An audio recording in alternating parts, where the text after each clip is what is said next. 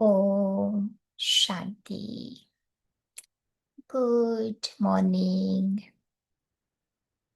सो आज बाबा मुरली में बार बार अपने घर की याद दिला रहे हैं। बाबा कहते हैं कि अब वापस घर चलने का समय बहुत नजदीक है। तो घर चलने से पहले कुछ तैयारियां तो करनी पड़ती है। तो कौन सी तैयारी करेंगे? तो बाबा कहते जब भी हम मेडिटेशन में बैठते हैं, बाबा को याद करते हैं, तो अपने मन बुद्धि से पहले हम जाते हैं इस दुनिया से पार, सूर्य चंद्र तारागणों से भी पार, प्रकृति के पांचों तत्वों से पार, सूक्ष्म वतन में जाते हैं। फिर वहां से आत्मा धीरे धीरे अपनी जर्नी परम धाम की ओर करती है। परम धाम में बाबा कहते हैं पहुंचकर हमें क्या करना है। तो आत्मा के 7 रूपों को हमें याद करना है। विजुलाइज करो कि ये परम धाम जहां पर डेड साइलेंस का अनुभव है, ये आवाज की दुनिया से पार की दुनिया है। कोई प्रकार की हलचल इस दुनिया में नहीं है। तो मन बुद्धि के द्वारा उस परम धाम में पहुंचकर फिर विजुलाइज करो, आत्मा के अलग अलग 7 रूपों को याद करना है। पहली बात याद दिलाओ कि मैं आत्मा ज्योति बिंदु स्वरूप हूँ, बीच रूप हूँ। मेरे साथ साथ आप लोग भी विजुलाइज करते जाओ। जैसे मैं आत्मा बिंदु हूँ, वैसे परम धाम में जितनी भी आत्माएं बैठी है सब बिंदु के रूप में ही है, बीज के रूप में ही है। बीज कितना छोटा होता है, लेकिन सारे वृक्ष की पावर उस बीज में समाई हुई होती है। तो उस ज्योति बिंदु आत्मा में 84 जन्मों का पाठ भरा हुआ है। तो बार बार याद दिलाओ कि मैं बिंदु, सब आत्माएं बिंदु, बाबा भी बिंदु के रूप में इस दुनिया में विराजमान है। थोड़ा समय उस अनुभव में टिक करके फिर आत्मा का दूसरा रूप याद दिलाए कि मैं आत्मा निराकार हूँ। सब आत्माएं भी अपने निराकारी रूप में यहाँ विराजमान है। ये दुनिया ही निराकारी है, सब निराकार, कोई आकार नहीं है। तो अपना निराकारी रूप को हमें इस परम धाम में बैठकर याद दिलाना है। तीसरा आत्मा का रूप है, विजुलाइज करो कि मैं आत्मा अशरीरी हूं। इस परम धाम में देह का कोई भान नहीं है, देह की कोई चेष्टा नहीं है। एकदम देह और देह की दुनिया से ये परे की दुनिया है। यहाँ कोई हलचल नहीं है, जैसे देह है ही नहीं। ये लंबे समय का हमें अनुभव करना है। तो अपने आप को अशरीरी रूप में देखना है। फिर चौथा आत्मा का रूप है अव्यक्त रूप। सोचो, मैं आत्मा अव्यक्त हूं। इस दुनिया में व्यक्त की कोई बात नहीं है। न व्यक्त की बातें, न व्यक्त बोल, न व्यक्त संबंध, न व्यक्त संपर्क, कुछ भी इस दुनिया में नहीं है। तो जितने लंबे समय का ये अव्यक्त होने का आत्मा को अनुभव होगा, उतनी उतनी हमारी आत्मा अंदर से बहुत शक्तिशाली बन जाएगी, पावरफुल बन जाएगी। फिर आत्मा का पांचवा रूप उस परम धाम में विजुलाइज करो कि मैं आत्मा विदेही हूं, इस देह से कंप्लीटली अलग हूं। तो बार बार शरीर से अलग होने का एक अभ्यास करना है। जब आत्मा विदेही बन जाती है तो फरिश्ता बन जाती है। फिर वो इसीलिए परम धाम में स्थित हो सकती है। तो शरीर से उपराम की ये जो अवस्था है, जिसको ही न्यारी और प्यारी अवस्था कही गई है, तो विजुलाइज करो ऐसी मैं आत्मा विदेही हूं।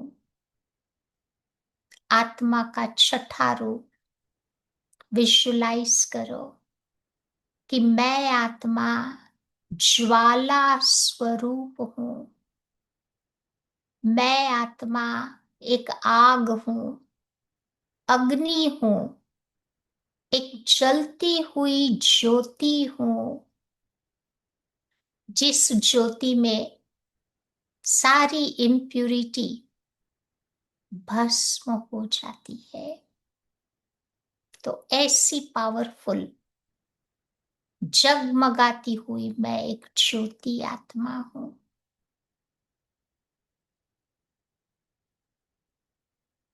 फिर आत्मा का सातवां रूप याद करो परम धाम में कि मैं आत्मा एक शुद्ध चेतना हूं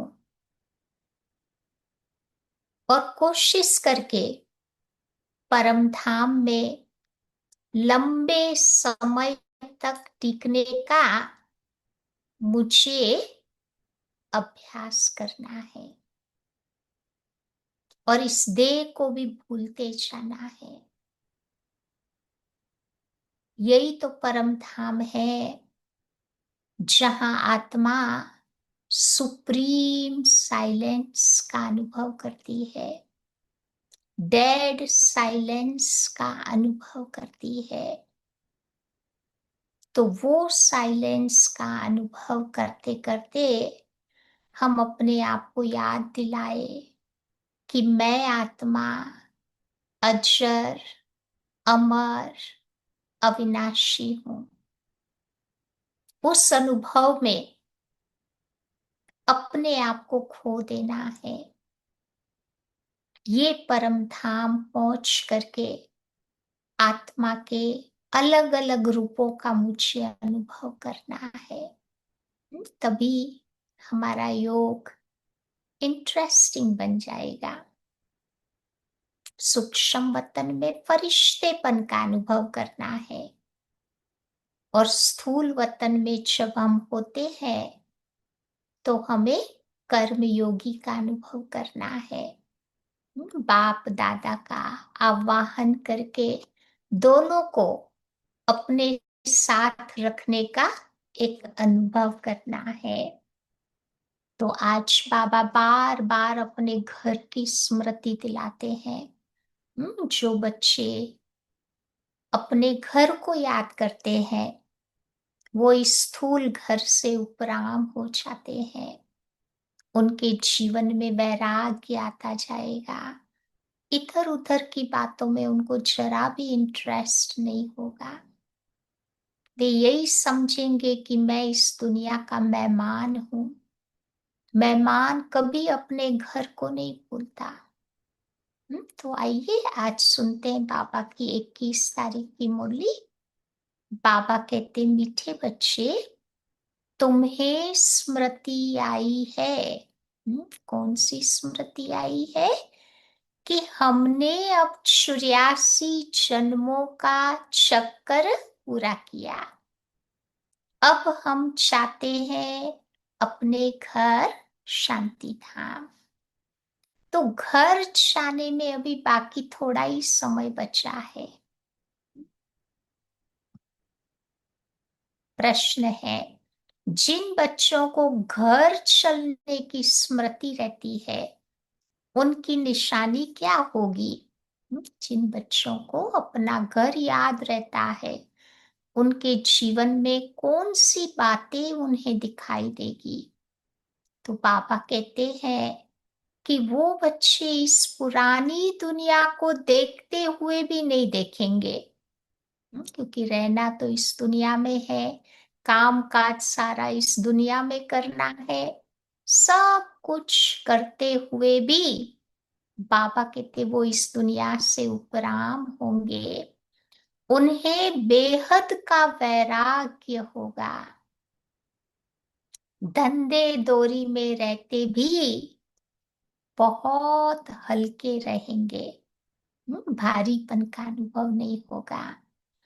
इधर उधर जरमुई जगमुई बातों में अपना समय बर्बाद नहीं करेंगे।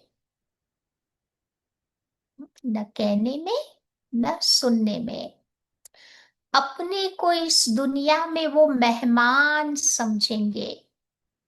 कहाँ पर भी जाते हैं ना विजिटिंग करने के लिए, तो आप देखो मेहमान को सदैव बुद्धि में रहता है कि हम 2-4 दिन के ही मेहमान हैं, फिर अपने घर जाएंगे। मेहमान कभी अपने घर को नहीं भूलता। तो पापा कहते हम भी तो मेहमान है इस दुनिया में, हमें भी वापस अपने घर जाना है। ओम शांति। तो बाबा कहते सिर्फ तुम संगम युगी ब्राह्मण बच्चे ही जानते हो कि हम थोड़े समय के लिए इस पुरानी दुनिया के मेहमान हैं। तुम्हारा सच्चा सच्चा घर शांति धाम है। उनको मनुष्य बहुत याद करते हैं कि मन को कहाँ पर शांति मिले। नहीं, लोग दुखी या शांत हो जाते तो कहते हैं ना, हे भगवान ऐसी दुनिया में ले चल जहां मेरे मन को शांति मिले। परंतु मन क्या है, शांति क्या है, हमको मिलेगी कहाँ से? कुछ भी नहीं समझते। तुम बच्चे जानते हो अभी अपने घर जाने में थोड़ा समय बचा है। सारी दुनिया के मनुष्य मात्र नंबरवार वहां जाएंगे। वो है शांति धाम, ये तो है दुख धाम। तो ये याद करना सहज है। कोई भी बूढ़े हो व जवान हो, ये तो याद कर सकते हो ना।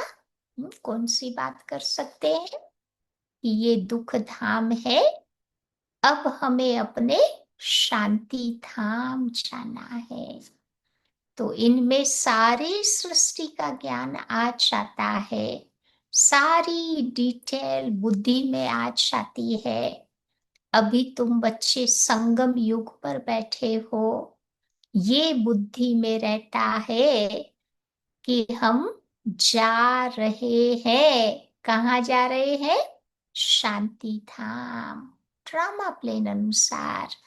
तो ये बुद्धि में रहने से तुमको खुशी होगी और स्मृति भी रहेगी।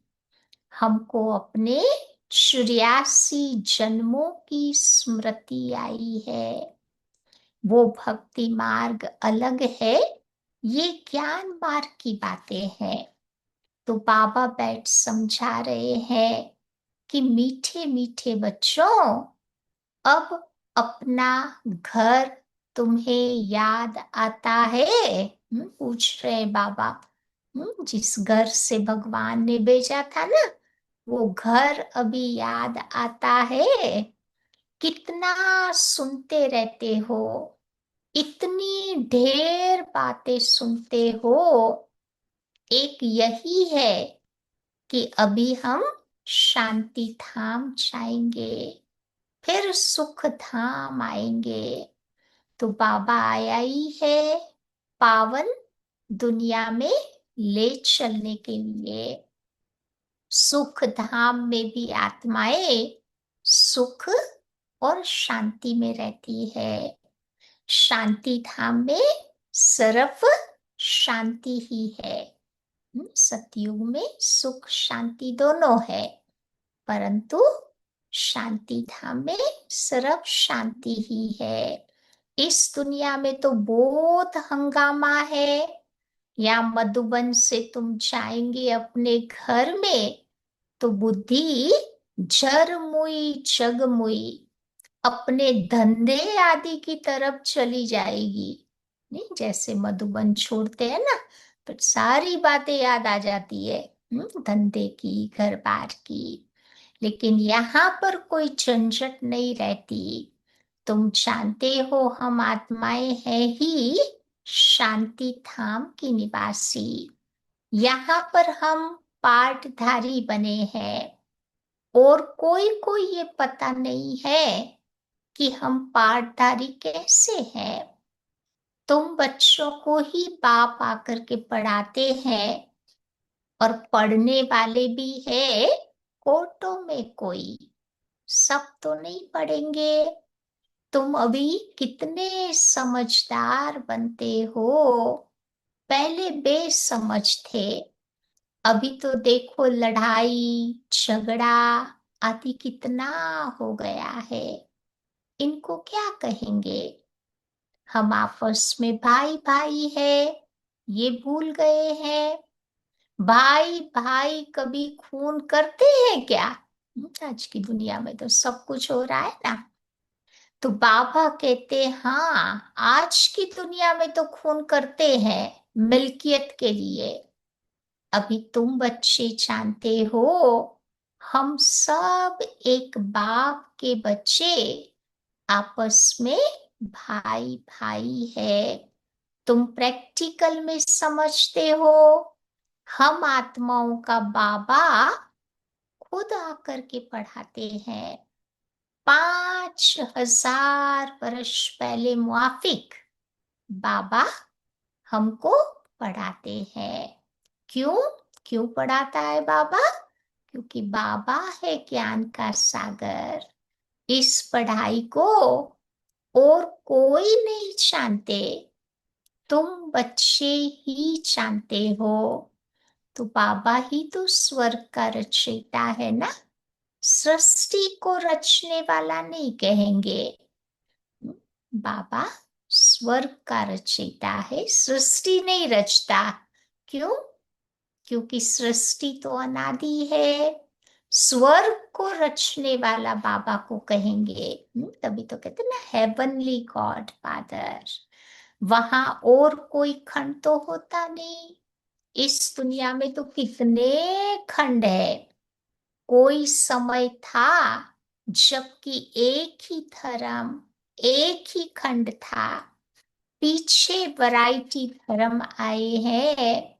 तो अभी बुद्धि में बैठता है ना कि वैरायटी धर्म कैसे आते हैं। पहला पहला धर्म था, कौन सा था पहला पहला धर्म? आदि सनातन देवी देवता धर्म। सनातन धर्म भी यहाँ कहते हैं, परंतु उसका अर्थ नहीं समझते। तुम बच्चे अब आदि सनातन देवी देवता धर्म के हो, सिर्फ पतित बन गए हो। पतित से अभी बाबा तुम्हें पावन बना रहे हैं। तुमने बाबा से वर्षा लिया था पवित्र दुनिया के मालिक बनने का। समझते हो कि हम पहले पहले पवित्र गृहस्थ धर्म के थे, फिर ड्रामा प्लेन अनुसार रावण राज्य में आकर हम पतित प्रवृत्ति मार्ग के बन गए। तुम ही पुकारते आए हो ना, बाबा को क्या कहते थे कि हे पतित पावन आओ और हमें सुख धाम ले जाओ। ये कल की बात है। कल तुम पवित्र थे, आज अपवित्र बन पुकारते हैं। आत्मा पतित बन गई है, तो फिर आत्मा पुकारती है कि बाबा आप आओ और आकर के हमको पावन बनाओ। तो बाबा कहते हैं कि बच्चे, ये अभी तुम्हारा अंतिम जन्म है। इस अंतिम जन्म में तुम पावन बनो तो तुम्हारे 21 जन्म बहुत सुखी हो जाएंगे। तो बाबा तो तुम बच्चों को बहुत अच्छी अच्छी बातें सुनाते हैं। बुरी चीज को बाबा छुड़वाते भी तो है ना। तुम ही देवता थे, अब फिर तुमको देवता बनना है।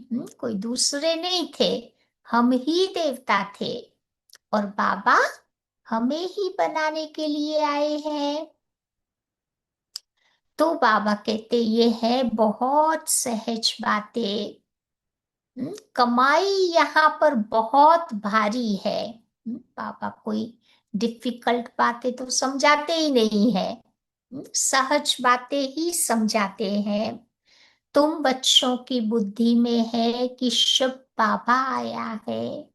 हर 5,000 वर्ष के बाद बाबा आते हैं।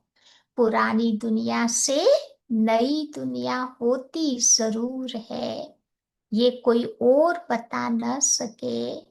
शास्त्रों में तो कलयुग की आयु बहुत लंबी करती है। ये है सारी भावी ड्रामा की। इतना मिलियन बिलियन ईयर्स कहते हैं, कभी कभी कह देते हैं कि लाखों करोड़ों वर्ष है। तो बाबा कहते बहुत लंबा कल्प की आयु बताते हैं। अभी तुम बच्चे पापों से मुक्त होने का पुरुषार्थ करते हो। अब ध्यान रहे कि और कोई पाप न हो जाए। देह अभिमान में आने से ही फिर और विकार आते हैं, जिससे फिर पाप हो जाता। इसीलिए बाबा कहते हैं कि तुम बच्चों को इन भूतों को भगाना पड़ता है। भगाते हैं, बार बार आ जाते हैं। तो इसीलिए बाबा कहते बहुत अटेंशन रखना पड़े। इस दुनिया की कोई भी चीज में मोह न हो। इस पुरानी दुनिया से तुम्हारा वैराग्य हो। बल देखते हो, पुराने घर में हम पड़े हैं, परंतु हमारी बुद्धि नई दुनिया में लगी हुई है। जब नए घर में जाएंगे तो नए कोई तो देखेंगे। जब तक ये पुराना घर खत्म हो जावे, तब तक आंखों से पुराने को देखते हुए याद नए को करना है। तो कोई भी ऐसा काम नहीं करना है जो फिर बाद में पछताना पड़े। आज फलाने को दुख दिया, आज ये पाप का काम किया, बाबा से पूछ तो सकते हो ना कि बाबा ये पाप है, गुटखा क्यों खाना चाहिए। संकल्प विकल्पों का गुटखा नहीं खाना चाहिए। पूछेंगे नहीं तो गुटखा खाते रहेंगे। बाबा से पूछेंगे तो बाबा तुम बच्चों को झट हल्का कर देंगे, तो तुम्हें भारी नहीं हो जाना है। कोई भी काम में, कोई भी बात में बाबा कहते हैं, भारी नहीं होना है। पापों का बोझा बड़ा भारी है। 21 जन्म फिर पापों से हल्के हो जाएंगे। देखा लक्ष्मी नारायण को कभी कोई बात का टेंशन था? नहीं, देवताओं को नहीं होता। तो बाबा कहते फिर 21 जन्म हल्के हो जाएंगे। जन्म जन्मांतर का सर पर बोझा है। जितना बाबा की याद में रहेंगे, उतना तुम बच्चे हल्के होते जाएंगे और खाक निकलती जाएगी और फिर तुम्हारी खुशी चढ़ जाएगी। सतयुग में तो तुम बच्चे बहुत खुशी में थे, फिर कम होते होते सारी तुम्हारी खुशी गुम हो गई। थोड़ी थोड़ी थोड़ी करते करते कलयुग में बाबा कहते सारी खुशी गुम हो गई। सतयुग से लेकर कलयुग तक इस यात्रा में तुम्हें कितना टाइम लगा? हम्म 5000 वर्ष लग गए। स्वर्ग से नर्क पे आने की यात्रा का अभी तुम्हें पता लगा है। हम स्वर्ग से नर्क में कैसे आए? अभी फिर तुम नर्क से स्वर्ग में चलते हो। 1 सेकंड में जीवन मुक्ति। बाप को पहचाना, बाबा आए हैं, तो जरूर बाबा बच्चों को स्वर्ग में ले जाएंगे। बच्चा पैदा हुआ और मिल्कियत का मालिक बन गया, तो बाप के बने, तो फिर बच्चों को नशा बहुत चढ़ना चाहिए। तुम्हारा नशा क्यों उतरना चाहिए? बाबा को यही बात समझ में नहीं आती कि मैं इतना नशा बच्चों को चढ़ाता हूं, फिर पता नहीं वो नशा उतर क्यों जाता है। तो बाबा कहते तुम तो बड़े हो ना, बेहद बाप के बच्चे हो, तो बेहद की राजधानी पर तुम्हारा हक है। इसीलिए तुम्हारा ही तो गायन है। भागवत में हमारा ही तो गायन है। कौन सा गायन है? अति इंद्रिय सुख पूछना हो, तो गोपी वल्लभ की गोपियों से पूछो। तो बाबा हो गया वल्लभ, उनसे पूछो। तो नंबर बार पुरुषार्थ अनुसार ही बच्चों के खुशी का पारा चढ़ेगा। कोई कोई बच्चे तो झट आप समान किसी को बना देते हैं। पहले हम जो पुरुषार्थ करते हैं, हमारे जैसा सबको बनाना है, फिर बाप समान बनाना है। तो बच्चों का काम ही तो ये है ना, सब कुछ भुलाए, अपनी राजधानी की याद दिलाना। तुम बच्चे तो स्वर्ग के मालिक थे। अभी कलयुग पुरानी दुनिया है, फिर नई दुनिया होगी। अभी तुम बच्चों की बुद्धि में है कि हर 5000 वर्ष के बाद बाप भारत में ही आते हैं, तभी तो उनकी जयंती मनाते हैं। तुम जानते हो कि बाप आकर हमको राजधानी देकर के जाते हैं, फिर बाबा को याद करने की दरकार नहीं रहती। फिर जब भक्ति शुरू होती, तब बाबा को याद करते। अब आत्मा ने माल खाए हुए हैं, तो आत्मा बाबा को याद करती है और कहती भी है कि बाबा फिर से आकर हमको शांति धाम सुख धाम ले जाओ। अभी तुम बच्चे समझते हो कि वो हमारा बाप भी है, टीचर भी है तो गुरु भी है। सृष्टि के आदि मध्य अंत का चक्र, 84 जन्मों का ज्ञान तुम्हारी बुद्धि में है। अनगिनत बार 84 जन्म लिए हैं और लेते रहेंगे। हर साइकिल में आप देखो, हमने इतने जन्म लिए, लेते रहेंगे। इनका एंड कभी नहीं होता। It's like a never ending story. कभी उसका अंत होता ही नहीं। तुम्हारी बुद्धि में ही ये चक्र है। तो स्वदर्शन चक्र घड़ी घड़ी तुम बच्चों को याद आना चाहिए। यही तो मन मनाभव है। जितना बाबा को तुम याद करेंगे, उतना पाप भस्म होंगे। तुम जब कर्मातीत अवस्था के समीप पहुंच जाएंगे, फिर क्या होगा? कौन सी निशानी है? कर्मातीत अवस्था के, यानी अपनी कंप्लीट स्थिति के नजदीक पहुंच जाएंगे, तो फिर बाबा कहते तुम्हारे से कोई विकर्म नहीं होगा। गलत काम नहीं होगा। अभी थोड़े थोड़े विकर्म हो जाते हैं। संपूर्ण कर्मातीत अवस्था अभी थोड़ी बनी है। ये बाबा भी तो तुम्हारे साथ स्टूडेंट है। ब्रह्मा बाबा खुद भी पढ़ते थे, साथ साथ बच्चों को भी पढ़ाते, लेकिन पढ़ाने वाला है शिव बाबा। भले इनमें प्रवेश करते हैं तो ये भी तो स्टूडेंट है ना। ये सब नई नई बातें हैं। अब सिर्फ तुम बच्चे बाप को और सृष्टि चक्र को याद करो।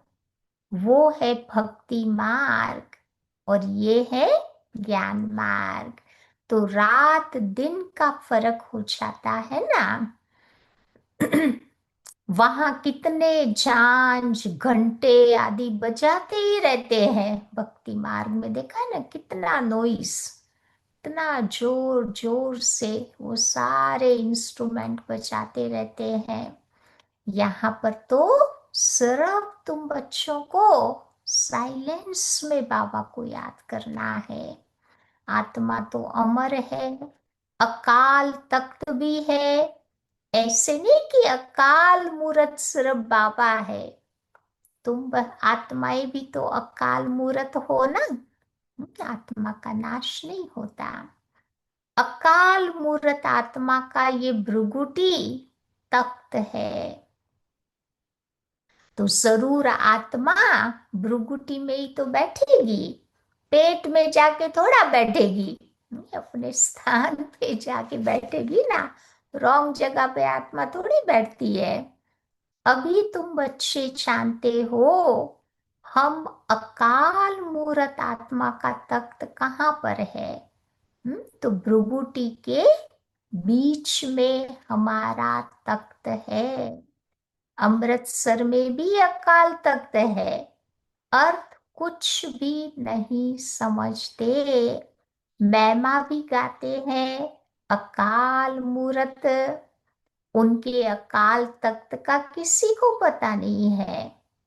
अभी तुम बच्चों को मालूम पड़ा है कि तख्त ये है, यानी भृगुटी, जिस पर बैठकर बाबा भी सुनाते हैं। तो आत्मा अविनाशी, शरीर विनाशी है। तो आत्मा का ये अकाल तख्त है। सदैव ये अकाल तख्त तो रहता है। ये भी तुम समझते हो। उन्होंने तो फिर वो तख्त बना करके नाम रख दिया है। अमृतसर में है ना, पंजाब में अकाल तख्त। वो सिंहासन को बाबा कहते हैं अकाल तख्त कहते हैं। वास्तव में अकाल आत्मा भृगुटी में बैठती है। तुम बच्चों की बुद्धि में अर्थ है एको ओमकार। अजन्मा, करता, निर्भय, निर्विकार, वो कितनी सारी लंबी चौड़ी बातें बोलते हैं ना सिख लोग, तो बाबा उसका मतलब बताते हैं। इसका अर्थ तुम बच्चे समझते हो। मनुष्य तो मंदिरों में जाकर के भी कह देते हैं। हिंदू लोग जब वो आरती पूरी करते हैं ना, उसके बाद क्या गाते हैं? अच्युतम केशवम श्री राम नारायणम। अब उसका अर्थ तो बिल्कुल नहीं जानते, ऐसे ही स्तुति कर देते हैं। अच्युतम केशवम राम नारायणम। अब राम कहाँ होता, नारायण कहाँ होता? नारायण तो सतयुग में है ना, राम त्रेता में है। तो सब देवी देवताओं को मिला करके लास्ट में बाबा कहते खिचड़ी बना दिया है, सबका नाम ले लेते हैं, लेकिन समझते नहीं। तो बाबा कहते बच्चे वो सब है भक्ति मार्ग की बातें। ज्ञान तो बड़ा सिंपल है, कोई कॉम्प्लिकेटेड नहीं होता। कोई और बात पूछने के पहले बाप और वर्षे को याद करना है। वो मेहनत कोई से होती नहीं है। बच्चे भी बाबा को घड़ी घड़ी भूल जाते हैं। एक नाटक भी बनाया हुआ है कि माया ऐसे करती, भगवान ऐसे करता। तो तुम बच्चे भी जब बाबा को याद करते हो तो क्या होता है? माया तुमको और तूफान में ले जाती है। हम्म? माया कितने रोड़े खड़े करती है ना। तो माया का भी फरमान है कि रुस्तम से रुस्तम होकर के लड़ो, क्योंकि तुम सब लड़ाई के मैदान में खड़े हो। यहाँ पर ही कुरुक्षेत्र में ही माया के साथ हमारी लड़ाई चल रही है ना। तो माया भी कहती है मैं जितनी पावरफुल, तुम भी उतने पावरफुल बन करके लड़ो, तब तो मजा आएगा। अब जानते हो कि इसमें किस किस प्रकार के योद्धे हैं। कोई कोई योद्धे बड़े कमजोर होते, कोई मध्यम कमजोर है, तो कोई फिर बड़े तीखे भी है। सभी माया से युद्ध करने वाले हैं। गुप्त ही गुप्त, अंडरग्राउंड है। वे भी अंडरग्राउंड बॉम्ब्स की ट्रायल करते रहते हैं। ये भी तुम बच्चे जानते हो कि अपनी मौत के लिए सब कुछ तैयारी कर रहे हैं। तुम बच्चे तो बिल्कुल शांति में बैठे हो। उनका है साइंस बल। कुदरती आपदाएं भी बहुत आनी है, उनमें तो कोई का वश चल ना सके। अभी झूठी बरसात के लिए कितनी कोशिश करते हैं। बीच में अरेबिक कंट्री में ट्राई किया ना, दुबई में। झूठी बरसात का तो सारा फ्लड आ गया, कितना डैमेज हो गया। अब झूठी बरसात पड़े तो फिर अनाज जास्ती हो। तुम बच्चे तो जानते हो, कितनी भी बरसात पड़े फिर भी नेचुरल कैलमिटीज तो जरूर होनी है। मुसलधार बरसात पड़ेगी, फिर क्या कर सकेंगे? तो इसको कहा ही जाता है नेचुरल कैलमिटीज। सतयुग में तो ये होती नहीं, यहाँ होती है, जो फिर तुमको विनाश में मदद करती है। तो तुम्हारी बुद्धि में है कि हम जब सतयुग में होंगे तो जमुना के कंठे पर सोने के महल बनाएंगे। अभी तो जमुना कितनी गंदी हो गई है ना, सतयुग में बाबा कहते ऐसी नहीं होगी। हम बहुत थोड़े वहां के रहने वाले होंगे। कल्प कल्प ऐसे होता रहता है। पहले थोड़े होते हैं, फिर धीरे धीरे झाड़ बढ़ता जाता। तो वहां कोई गंदगी की चीजें नहीं होती। यहाँ तो देखो चिड़ियाएं भी कितना गंद करती रहती। वहां पर बाबा कहते गंदगी की कोई बात नहीं। उसको तो कहा ही जाता है हेवन। अभी तुम बच्चे समझते हो कि हम ये देवता बनते हैं, तो अंदर में बच्चों को कितनी न खुशी होनी चाहिए। लेकिन ये माया रूपी जिन्न, उससे बचने के लिए बाबा कहते हैं कि तुम बच्चे इस रूहानी धंधे में लग जाओ, है बिजी रहो। जब फ्री होते हैं ना, तब माया का आवाहन होता। बिजी हो जाते हैं ना, माया कुछ नहीं कर सकती, देखती है कि ये बिजी है। मन मना भव, बस इसमें तुम बच्चे जिन्न बन जाओ। जिन्न का मिसाल देते हैं ना, कहा कि काम दो, तो बाबा भी तुम बच्चों को काम देते हैं। अगर नहीं करेंगे तो माया खा जाएगी। तो बाबा का अब पूरा पूरा मददगार बनना है।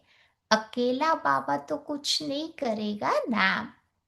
बाबा तो राज्य भी नहीं करता, तुम सर्विस करते हो, तो राजाई भी तुम्हारे लिए ही है। बाबा कहते बच्चे, मैं तो आता ही हूँ मगध देश में, माया भी तो मगरमच्छ है ना। कितने अच्छे अच्छे बच्चों को भी माया हप करके खा जाती है। तो ये सब दुश्मन है। जैसे मेढक का दुश्मन कौन होता? मेढक का दुश्मन सर्प होता। तो तुमको भी मालूम है कि तुम्हारी दुश्मन है माया। अच्छा, मीठे मीठे सिकी लदे बच्चों प्रति मात पिता बाप दादा का याद प्यार और गुड मॉर्निंग। रूहानी बाप की रूहानी बच्चों को नमस्ते। और रूहानी बच्चों की रूहानी बाप को याद प्यार और नमस्ते।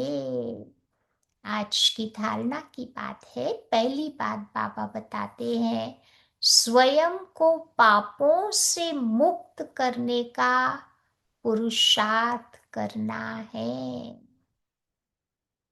देह अभिमान में कभी नहीं आना है। इस दुनिया की कोई भी चीज में मोह नहीं रखना है। दूसरी बात, माया रूपी जिन्न से बचने के लिए कौन सी युक्ति बाबा ने बताई? माया रूपी जिन्न से बचने के लिए बुद्धि को रूहानी धंधे में बिजी रखना है। बाप का पूरा पूरा मददगार बनना है। आज का वरदान है, सर्व खजानों को समय पर यूज कर निरंतर खुशी का अनुभव करने वाले खुश नसीब आत्मा भव। सर्व खजानों को जो बाबा ने दिया है ना, ज्ञान गुण शक्तियों का खजाना, खुशी का खजाना, सारे खजाने राइट टाइम पर यूज कर निरंतर खुशी का अनुभव करने वाले खुश नसीब आत्मा भव। बाप दादा द्वारा ब्राह्मण जन्म होते ही सारे दिन के लिए अनेक श्रेष्ठ खुशी के खजाने प्राप्त होते हैं। इसीलिए आपके नाम से ही अब तक अनेक भक्त अल्पकाल की खुशी में आ जाते हैं। आपके जड़ चित्रों को देखकर खुशी में नाचने लगते हैं। मंदिरों में जाते हैं ना, देवी देवताओं को देखते ही कितने खुश हो जाते हैं। ऐसे आप सब खुश नसीब हो। तुम्हें बहुत खजाने मिले हैं, लेकिन सिर्फ समय पर उन खजानों को यूज करो। चाबी को सदा सामने रखो, अर्थात सदा स्मृति में रखो, और स्मृति को स्वरूप में लाओ, तो निरंतर आत्मा खुशी का अनुभव करती रहेगी। आज का स्लोगन है, बाप की श्रेष्ठ आशाओं का दीपक जगाने वाले कुल दीपक हो। हम हैं बाबा के कुल के दीपक, जो बाबा की आशाओं को जगाने वाले हैं, पूर्ण करने वाले हैं। आज का व्यक्ति इशारा है, आत्मिक स्थिति में रहकर बाहर मुक्ता को छोड़ दो। आत्मिक स्थिति में रहकर बाहर मुक्ता को छोड़ दो, तो बाबा कहते मेहनत से छूट जाएंगे और अनुभवों के सागर में खो जाएंगे, समा जाएंगे। एक दो अनुभव नहीं, अथाह है। बाबा का बनने के बाद बाबा ने कितने सारे अनुभव हम बच्चों को कराए हैं। तो एक दो को अनुभव करके अनुभव के तालाब में नहीं नाओ, परंतु सागर के बच्चे अनुभवों के सागर में समा जाओ। थोड़े में नहीं खुश हो जाओ, परंतु सागर के बच्चे हैं ना, तो बाबा कहते सागर में समा जाओ। तो आज क्या याद रखेंगे सारा दिन?